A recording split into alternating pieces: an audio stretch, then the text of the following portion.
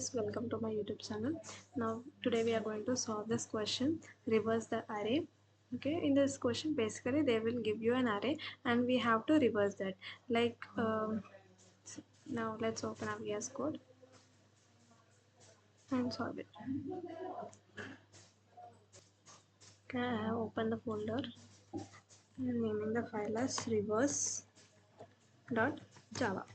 Okay, basically first we have to print main class, then after that we need to initialize given array.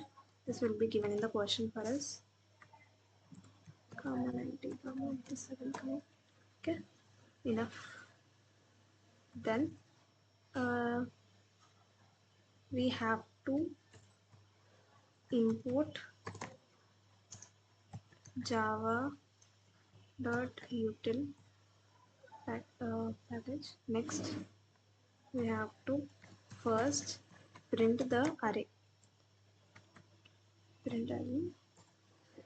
To print this we have to write arrays dot toString array. Okay, now let's print reverse of that, reverse array. Okay, system.out.println the same way, arrays dot to string array. Okay, now let's define this reverse class. It does not have any return value, so we have to take void rev, and int we are taking an array, so I have to take the data type as array.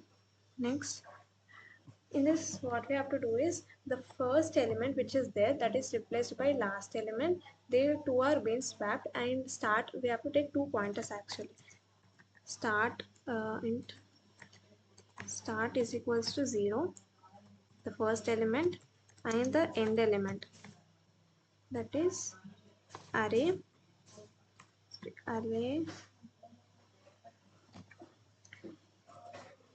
dot length minus 1. This is the last element, so we need to swap those. Swap array comma start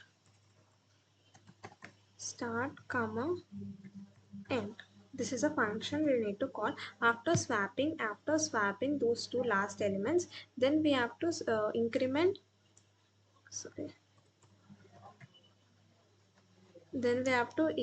the start element and decrement the end element. This we need to do under till how much time? Till the condition start is less than end. This is a condition. Until this will continue. That's it. Start. Okay, to keep it over here. Okay, that's it. Now let's define this swap. Static void swap. In this we have to take int element array and void, and int let's take start as s and end as e. Okay, what we have to do here is first int, let's take the temporary variable. As this is simple, everybody knows how to swap. We need to take the temporary variable and replace it with s. Again we have to replace this s with the end element. Again we have to replace the end element with the temp variable. That's it. So that the variables will be swapped. That's it. If we run, what is here? Oh, okay. T. Control S to save, and let's run this.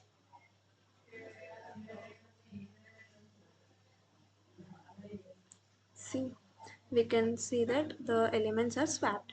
We take odd number of elements also, the same will occur. Some will have the doubt like if we take odd numbers, will it run or not?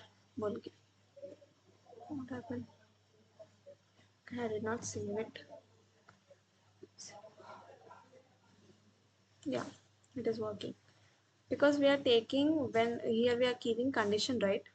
When start is less than n. So because of this it will run.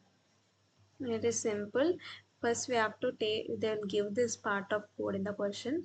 Here we are taking the start as 0. The first element is start and the last element is n. And until the condition where start is less than n, we are swapping the last two elements. That is the last element and the front element. We are swapping them and incrementing the start element and decrementing the end element. And then we are going to swap these two, and again if the we have to see the condition when start is less than end. Until then we have to swap. How will swap we are defining again the swap function as temporary variable we are taking and we are swapping. That's it. That's it for today. We'll see the next question in the next video. Make sure you subscribe to my channel and hit the bell icon to get updated whenever I post a new video. Thank you.